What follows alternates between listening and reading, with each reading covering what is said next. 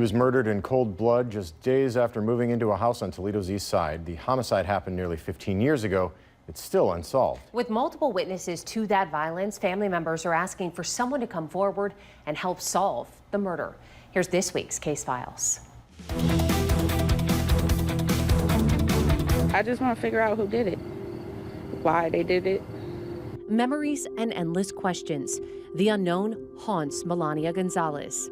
She lost her dad, Dana Frison, nearly 15 years ago. Gonzalez says he moved into a home on Platt Street with his friend just 3 days before he was murdered. We didn't know why he moved over here. Gonzalez was 19 at the time and had just given birth to her first son and had plans with her father. This same weekend, someone took his life. According to police, on December 17, 2011, there was a young man shot in the leg at a home on Platt Street. Right after that shooting, Gonzalez says people wearing masks went across the street where her dad was staying. There were multiple girls with him inside the home, but it wasn't who they were expecting at the door. They robbed that house across the street. They got that fence around it, and then they came over to my dad's house. And I think they was here for his friend, and my dad just got caught.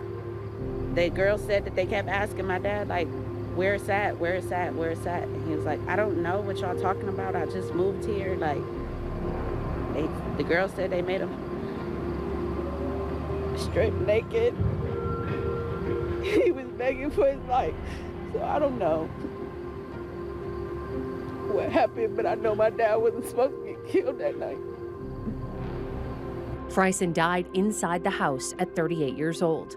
There were multiple witnesses, but to this day, no one's been charged with homicide.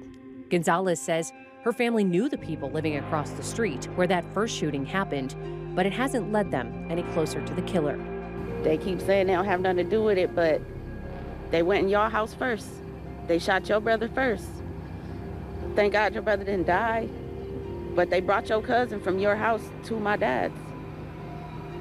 Like, y'all gotta know something. Nearly 15 years later, things look a lot different over here on Platt Street. One of the homes involved appears to be abandoned, and a lot of the people that used to live here have since moved. The family's hopeful that there's still someone out there with information. And what about his friend? What's happened to him? I don't know. Nothing's happened. He came to the funeral and everything, and then he been dodging us ever since.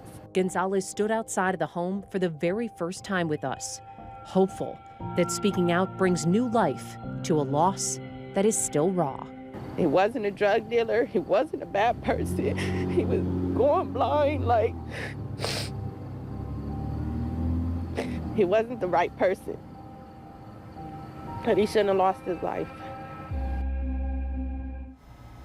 Now, this family is connected to 2 additional murders. All of them are unsolved. We're going to dive into those in later editions of Case Files. Meanwhile, if you have any information linked to the homicide of Dana Frison, you can contact Crime Stoppers. You can call or text 419-255-1111.